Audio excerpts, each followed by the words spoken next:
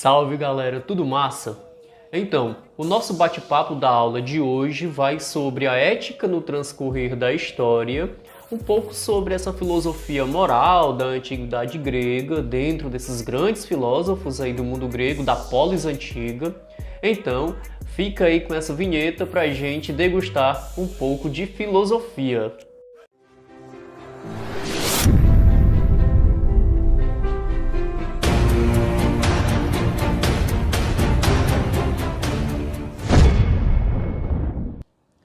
Jovens, a nossa filosofia ela está imbuída de indagações e a nossa vida ela está cheia, lotada de filosofia. Nos teus pensamentos, nas tuas reflexões, no teu modo de agir, nos teus dilemas do certo ou errado, inclusive no cinema, nos filmes que nós assistimos, ali sim tem filosofia, principalmente no campo da moral, da ética. Sabe o que é ética? Normalmente a gente atribui à ética aquele conjunto de valores, de regras e respeito que a gente tem que ter para o bem comum, para a coletividade. Saca só, quando nós estamos assistindo um filme, nós temos aqueles que escolhemos como os mocinhos, como o herói daquele filme, ou daquele seriado, ou da novela, e nós temos também aquele que a gente vê, percebe como vilão, que é o cara ou aquela mulher que tem adjetivos ruins, que promove o mal, que a gente julga como bandido ou bandida. Enfim, a gente escolhe, a gente percebe o herói, mas também a gente percebe o vilão. E aí, por que que nós percebemos cada um? Porque nós temos dilemas éticos jogados ali. Certas condutas não nos agradam. E quando essas condutas não nos agradam, a gente começa a perceber que quem está utilizando aquela conduta, está agindo daquela forma, a gente percebe como se fosse uma pessoa ruim, um vilão. E ali a gente considera o bandido ou a bandida daquele seriado, daquele filme, como também o que combate aquele bandido é o herói. Então aqui nós temos o dilema da ética sendo criado no filme, no cinema. Aquelas condutas ruins, aquelas condutas erradas que a gente julga, que considera errada ou erradas, são condutas que são dilemas de ética. A ética é isso, quando começa a ferir aquele regramento, aquela cultura, tradição que eu estou acostumado, a gente percebe que o dilema passa a ser da nossa vida. E assim é no filme. Quando a gente percebe que tem o vilão, com certeza ele está quebrando alguma regra, ele está fazendo algo que eu não gosto. E aquele que combate essa falta de ética, essa falta de regra, essa coisa ruim, é o herói. E assim era na mitologia grega. Sim, a mitologia grega também tinha filosofia. Os filmes de hoje são também muitos parecidos aí com a filosofia da mitologia grega, onde tinham os deuses, semideuses, heróis, e aqueles que combatiam os monstros mitológicos, eles eram considerados heróis. Os monstros mitológicos, como Minotauro, por exemplo, eles eram carregados de adjetivos ruins. E quando a pessoa tem uma qualidade ruim, ela tem defeito. E o defeito é contra a ética. É aí que entra o nosso estudo. Então, na mitologia grega, por exemplo, aquelas histórias dos desafios do Hércules. O Hércules é o herói, é o semideus. Ele vai combater os seres mitológicos. Quando ele está combatendo aqueles seres mitológicos, eles são carregados de qualidades ruins. Eles são carregados de defeitos. E esses defeitos são contra a nossa ética, o nosso conjunto de regras, o que eu acho certo ou o que eu acho errado. E eles fazem coisas erradas. Isso é a ética. Isso é o conjunto de normas que a gente quer seguir devido à nossa crença, costume, leis. Então o herói, o semideus combatia. O Teseu, por exemplo, ele combateu o Minotauro. Então essa historiazinha da mitologia nos ajuda a entender como é que era a ética lá da antiguidade grega. A preocupação do ser humano com os dilemas éticos, ou seja, o fato do ser humano pensar antes de agir sobre determinada circunstância, nasce no período de Sócrates. O filósofo Sócrates, ele é considerado o pai da moral, o pai das condutas e dos dilemas éticos, onde ele coloca em xeque para a sociedade o que seria correto e o que seria errado. E onde ele passa a colocar a razão, o pensamento, a capacidade de refletir do ser humano em cima do que o ser humano faz na sociedade. O Sócrates é um filósofo que pensa em que a ética ela não pode sair do campo da política. Ele fala mais que é indissociável, não se separa ética, regras, fazer o que é certo, ponderar o que é errado, da política, do fato de conviver dentro da polis, que era a cidade. Então agora nós iremos entender o que os filósofos gregos pensavam com relação à moral e à ética. Bem, iniciamos com os sofistas. Os sofistas eram um grupo de filósofos, de pensadores gregos antigos, que eles diziam que a verdade era relativa, que a ética, as regras, elas eram relativas para cada comunidade, para cada povo, para cada povoado. Eles diziam que tudo era relativo. Os sofistas diziam que o que é certo para você pode ser errado para mim e vice-versa. Então eles colocavam o campo da ética dentro do patamar de cada tradição ou cultura. Eles falavam que a verdade era relativa. O que pode ser bom para um, pode ser ruim para o outro. Que cara mais engraçado! O Sócrates, ao contrário dos sofistas, ele já afirmava que a ética ela deveria ser e era universal para todo mundo. Então, ele colocava o patamar da ética acima de todos e que todos devem segui-la, todos devem respeitar acima de tudo para que não ocorresse ali o conflito entre um ser humano e outro. Então ele dizia que não era que fosse relativo. A regra, a ética, deveria ser respeitada por todos. O conjunto de regramento deveria ser respeitado para não ter conflito ou falta de respeito em uma cidade, que era a polis. Então, como é que o Sócrates raciocinava e pensava? Ele dizia, ele afirmava que o ser humano, ele destoava, ele se diferenciava dos outros animais pelo fato da razão. O ser humano é um animal racional, ele pensa, ele pode refletir. Então essa qualidade do ser humano faz ele ser diferente dos animais. E essa capacidade de razão, de pensar, gerava a ética racionalista, onde o ser humano poderia ver e perceber o que era certo e o que era errado.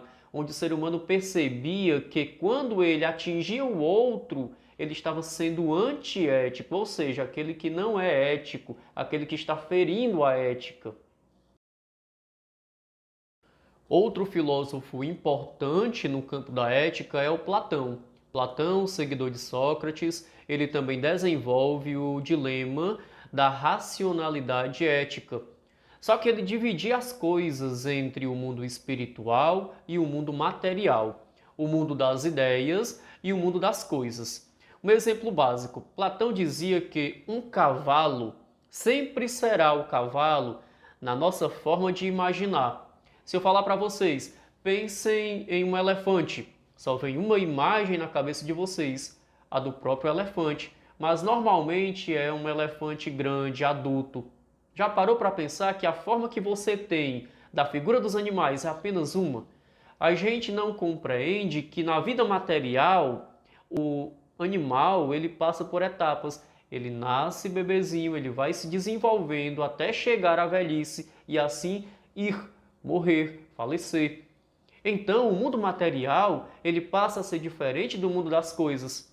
O Platão leva isso também para a filosofia da ética, quando ele diz, ele afirma que o ser humano é cheio de desejos, é cheio de paixões, e a única forma de superar os desejos era tentando ser racional.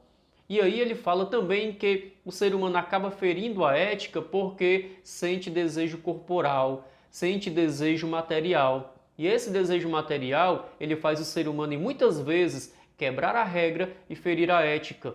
É aí que ele diz que é importante usar a razão, é importante usar o seu dilema ético para que a gente não faça o que é errado.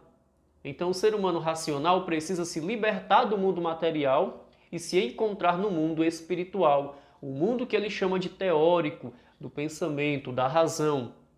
E aí ele coloca o dilema de que se eu quero uma coisa para mim, primeiramente, antes de tudo, eu tenho que perceber e ver se o que eu quero não vai atrapalhar ou ferir alguém.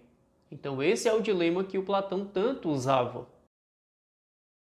Outro grupo de filósofos importantes na época eram os estoicistas. O estoicismo, ele dizia o seguinte, que a verdade fati, ela era importante. O que é verdade fati, professor? Que nome esquisito é esse? Ora, o destino. Eles acreditavam que o ser humano deveria ser apático. O que é ser apático? É aquele que não consegue ter atitudes de raciocinar, de pensar, de querer que algo mude. Eles diziam que o ser humano deveria ficar na dele, sem pensar demais, para que ele não ficasse preocupado, para que ele não ficasse pensando em dilemas e que tudo dependeria do destino. Eles acreditavam que a melhor forma de conviver e viver em público, em comunidade, era sendo apático, ou seja, não ter ação, ser indiferente com as coisas que ocorrem porque era o destino. A morte, as pragas, os erros, era o destino, era coisa dos deuses. Então eles acreditavam que essa era a melhor forma de se levar a vida cotidiana. Outro filósofo super importante para a gente entender a racionalidade ética é o Aristóteles. O Aristóteles afirmava, muito parecido com o Platão, de que o ser humano precisava buscar alcançar um campo teórico de pensamento. Só que ele não vai viajar como o Platão no campo da espiritualidade. Ele vai para o mundo teórico, para o pensamento. Ele dizia que a verdadeira felicidade era a capacidade do ser humano raciocinar e pensar. E a partir do momento que o ser humano conseguia estudar o bastante para ter a teoria, ele conseguiria ser feliz. E ser feliz seria ser ético em sociedade, ter o conhecimento. E o Aristóteles afirmava muito bem que a vida essencial era essa, a da teoria. Só que ele dizia que não eram todos que tinham o privilégio de ser teóricos, porque a maior parte das pessoas tinham que mecanizar suas ações fazendo o dia a dia, trabalhando sem raciocinar e sem pensar. E assim, poucos teriam o privilégio de ser teóricos e de pensar na própria filosofia de vida, no campo da ética. Então, o Aristóteles é mais um dos teóricos que defendem a racionalidade ética. É mesmo, é? O Aristóteles fundamenta, inclusive, que a ética está dentro de grandes virtudes. E uma das maiores virtudes que o Aristóteles defendia era, sim, a coragem. Agora entenda, o que é ser corajoso? O Aristóteles dizia que o corajoso ele não deve nem ser covarde, que é a deficiência, como também ele não deve ser tão temeroso, a temeridade, que seria a essência de excesso. Então ele dizia que o corajoso ele nem é frouxo, mas também ele não é tão valente. Ele está querendo dizer o seguinte, se tu está em um assalto, tu vai reagir à mão armada, isso é coragem? Não, isso é burrice. Aristóteles dizia que se a gente reage a alguma agressão sem raciocinar, a gente acaba sofrendo o pior. Então ele dizia que tudo era o meio, tudo era a pessoa raciocinar o que poderia ser certo e errado naquele momento. E a coragem era essa virtude. A coragem não era a gente ser afoito, mas sim a gente ser racional para aquele momento. Um exemplo que se pode dar, não sei se vocês podem lembrar, existia um desenho que era do Papaléguas e do Coiote. E ali, o Papaléguas, ele vivia fugindo e sempre raciocinando contra as armadilhas do Coiote. E quem sempre se dava mal era o Coiote. Então entenda, por quê? Quem seria o corajoso? O corajoso era o Papaléguas, que vivia fugindo. E quem se dava mal era o Coiote, que vivia tramando. Então, nós temos muito isso também em desenho. O próprio Pica-Pau, por exemplo, no desenho do Pica-Pau, muitas vezes ele erra, ele vacila, mas no desenho é ficção. não acontece o pior. Então entendam, coragem não é a pessoa ser aventureira. Coragem é a pessoa ser um pouco mais audaciosa, sempre utilizando a razão. Nem ser afoito e nem ser também frouxo. É raciocinar, buscar saídas inteligentes utilizando a razão. Então, jovens, essa foi a nossa aula da semana, o nosso bate-papo sobre filosofia no campo da história da ética na humanidade. Espero que tenham compreendido. Caso não, vocês podem estar retornando o vídeo todo e podem estar também entrando em contato com a gente, tá bom? Para que a gente possa sanar, diminuir as dúvidas. Espero que todos fiquem bem, fiquem com Deus e até uma próxima.